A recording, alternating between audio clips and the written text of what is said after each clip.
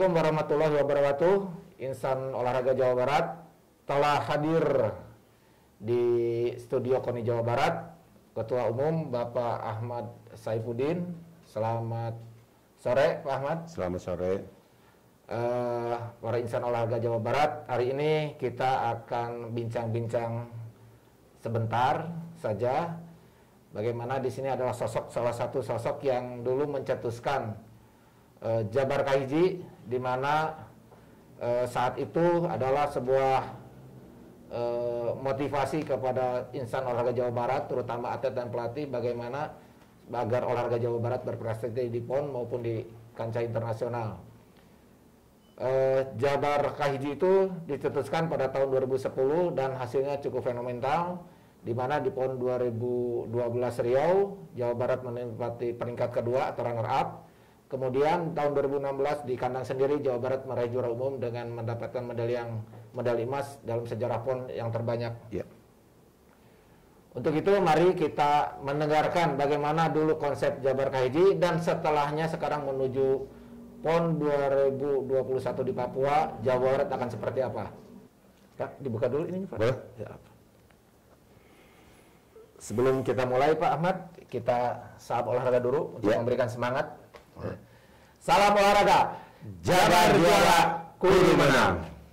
Bangga Pak Ahmad bisa menceritakan dulu dengan konsep Jabar Kahiji sehingga benar-benar Jawa Barat bisa mencapai prestasi di PON 2 PON sebelumnya tahun 2012 dan 2016. Assalamualaikum warahmatullahi wabarakatuh, Kang Irfan dan juga insan olahraga Jawa Barat.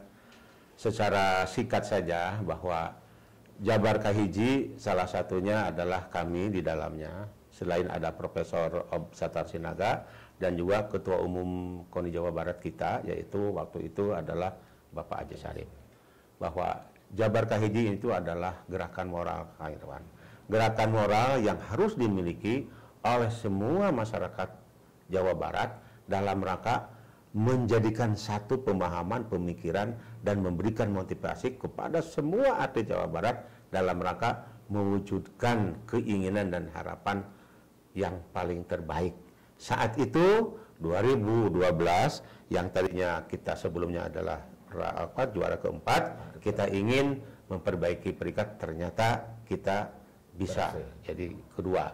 Dan Jabar Kahiji setelah di 2012 menuju sedemikian rupa, sedemikian kami buat program tersendiri. Jadi sebenarnya intinya singkat cerita bahwa Jabar Kahiji adalah gerakan moral masyarakat Jawa Barat untuk menjadikan olahraga Jawa Barat unggul. Itu aja dulu yang paling pertama itu. Oke Pak, dan kunci keberhasilannya apa sih Pak di 2 PON tersebut Jabar Kahiji ini Pak? Yang paling pokok dan fenomenal menurut kacamata saya, jadi memang pemikiran-pemikiran yang kolaboratif pada saat itu, bagaimana satu untuk membuat motivasi atlet merasa memiliki potensi yang luar biasa. Kita jadikan pada saat itu atlet sebagai PPIP.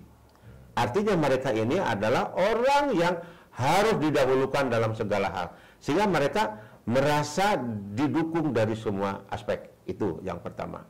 Kiat-kiat yang kita berikan. Kemudian yang kedua, kita merancang strategis dengan 2014 ke 2016, ya mohon maaf ya, itu kita merancang program-program yang sangat terukur dengan melibatkan para pelatih-pelatih yang dari UPI saat itu. Kita juga bercengkrama dengan pelatih-pelatih Korea melalui MOU pada saat itu. Kemudian yang ketiga yang tidak kalah pentingnya, sudah menerapkan sport science, Pak Irfan. Sport science inilah yang akhirnya program-program unggulan kita ini menjadi terpetakan. Setelah itu masuk kepada teknik, saya mewartakan kepada para cabang-cabang olahraga, kuasai nomor-nomor kita sendiri, kuasai nomor-nomor yang dimiliki ataupun yang dikuasai oleh lawan kita. Jadi artinya menguasai kemampuan kita, mengasuhi calon lawan kita, akhirnya kita memiliki program yang terukur yang seharusnya seperti apa kita akan menjadi unggul. Sehingga pada saat itu yang ketiga, artinya program-program unggulan kita itu kita saling memberikan dukung-mendukung program latihan. Ada yang atlet ke luar negeri, ada yang atlet di dalam negeri dengan berbagai macam ilustrasi pelaksanaan pelatihan, Pak.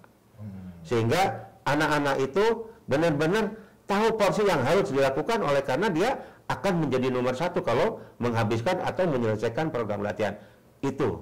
Kemudian yang paling terakhir, kami melaksanakan pengawasan secara melekat, secara dekat, secara virtual, secara ilustrasi digital. Saat itu sudah kita lakukan melalui Satlak Jabar Kahiji, sehingga semuanya terkontrol. Kegiatan yang dilakukan oleh setiap cabang olahraga, sampai di mana dia targetnya tercapai, sampai di mana dia akan mengungguli lawannya, harus ditambah apa lagi, termasuk permasalahan-permasalahan, kami akhirnya jadi paham.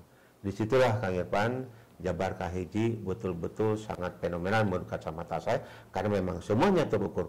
Ujungnya, pada saat kita mengikuti perlombaan, kita sudah bisa tahu kita menang atau kita belum menangnya. Oh, siap. Pak Ketua, tadi ada satu kata yang cukup menarik, Pak. Korea. Ya. Jadi kalau saya menarik kesimpulan bahwa memang di sini ada peran Korea ya, Pak. Iya. Mungkin Bapak bisa menjelaskan kenapa sih waktu itu pilih Korea, kemudian memang Korea ini kelebihan apa, dan untuk 2021 nanti masih tetap dengan Korea, Pak? Oke, begini Kak Irfan, Korea itu yang pertama secara ilustrasi keprestasian, Asia itu dia nomor satu.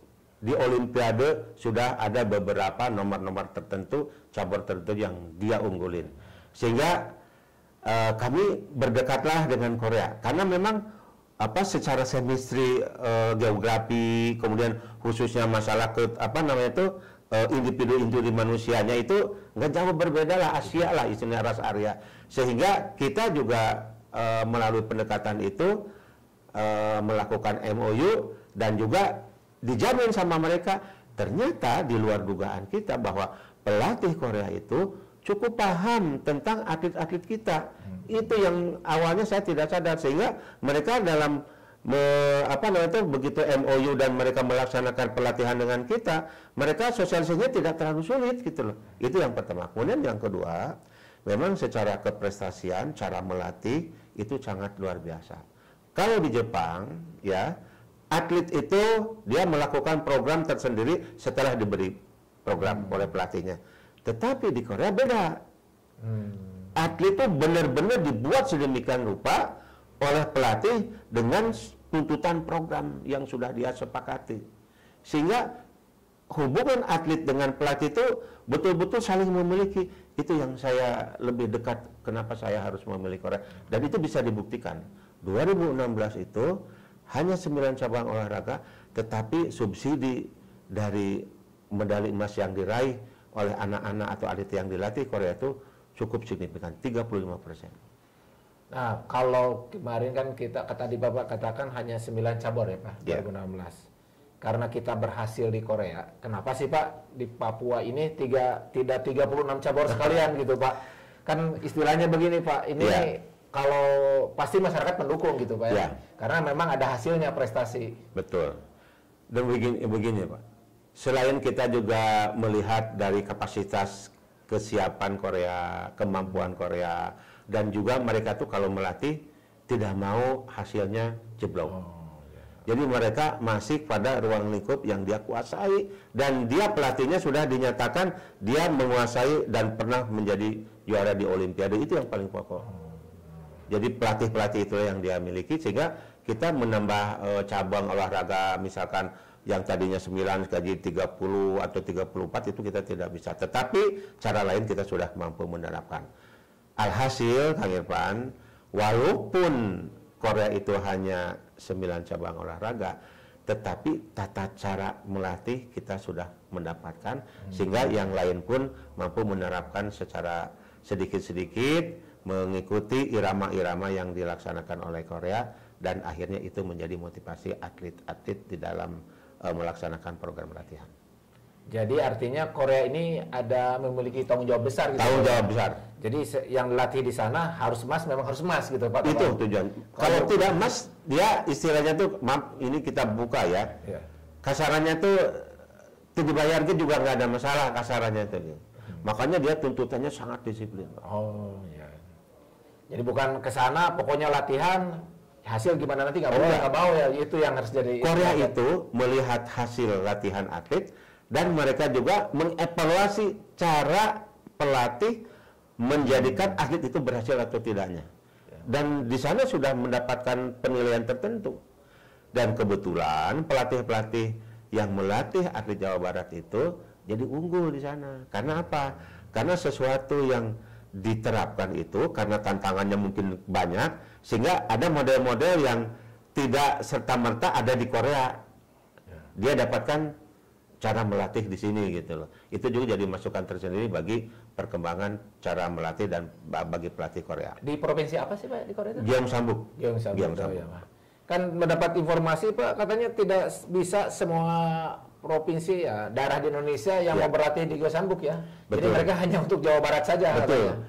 Inilah yang kadangkala kita juga tidak tahu alasan-alasan, tetapi yang jelas kalau sudah kena di hati, Korea itu seperti itu. Gyeongsang-buk sangat dekat dengan kita, bahkan kami ini, saya sendiri secara pribadi sudah dianggap saudara, adik lah kalau sama gubernurnya di sana itu. Itu satu. Kemudian yang kedua, karena mungkin memberikan sesuatu kebanggaan bagi Korea melalui Jawa Barat, ya saya juga tidak tahu itunya, tapi yang jelas mereka sangat bangga melatih, itu yang mendorong mereka memberikan sesuatu kiprah kepada kita. Bahkan lebih luasnya, kemarin pada saat kita MOU ataupun melalui virtual dengan Korea, itu nyata-nyata di sana disebutkan bahwa gubernur kami sangat ingin meluaskan MOU di bidang lainnya, oleh karena sudah didahului melalui kegiatan-kegiatan keolahragaan. Pak Ahmad, kami mendapat informasi selentingan ketika ada tim nasional cabang olahraga yang akan ke Gyeongsang-buk-do. Iya. Ke sana, langsung ke sana ternyata ditolak, harus minta izin dulu ke Jawa Barat. Betul. Nah ini kan sungguh luar biasa ya, maksudnya mereka kesetiaan dengan Jawa Baratnya. Jadi gimana tuh Pak ceritanya Pak? Ceritanya begini Kak Irfan. Yang pertama mungkin mereka menganalogikan kalau Indonesia ya Jawa Barat, ya Jawa Barat juga Indonesia. Sehingga apapun keilmuan yang dimiliki oleh Gyeongsang-buk untuk diberikan kepada Indonesia di luar Jawa Barat harus diketahui oleh Jawa Barat. Itu yang paling substansi yang saya tahu. Itu satu.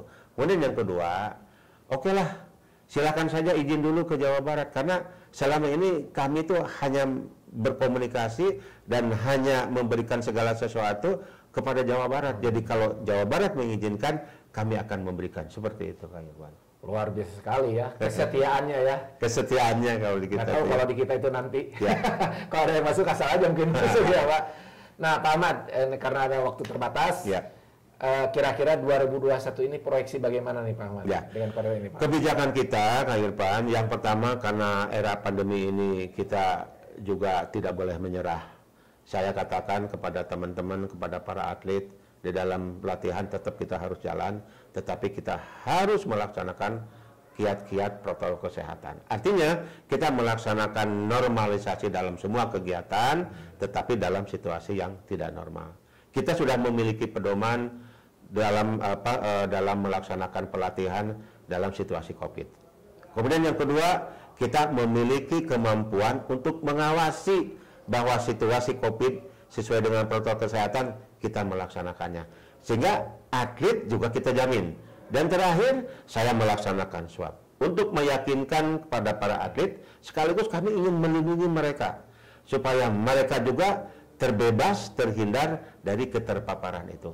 Siapa yang sakit, kita akan kita langsung datangi untuk segera kita kita layani pelayanan kesehatan supaya mereka juga tidak sakit. Tapi alhamdulillah sampai hari ini ternyata atlet-atlet kami sudah mampu melaksanakan kegiatan tanpa ada ekses yang lain-lain, karena memang kami juga kebijakan kami mulai makannya kita lihat sedemikian rupa, kita dukung, dan juga vitamin yang paling pokok. Vitamin itulah yang mungkin para atlet lakukan sedemikian rupa sesuai dengan kebutuhan tubuhnya sehingga mereka mampu memelihara kebugaran. Siap Pak Ahmad, semoga sukses Jawa Barat nanti di PON 2021 Insya Allah. Papua. Dan insan olahraga Jawa Barat. Mohon doanya juga untuk kesuksesan Jawa Barat di PON nanti. Semoga bisa lagi meraih medali terbanyak dan tentunya mempertahankan gelar juara umum. Betul. Satu tekad Kang Irwan, mempertahankan juara umum. Siap, seperti itu. Cukup Pak Ahmad? Terima kasih. Siap. Oke, salam olahraga. Jabar juara kudu menang.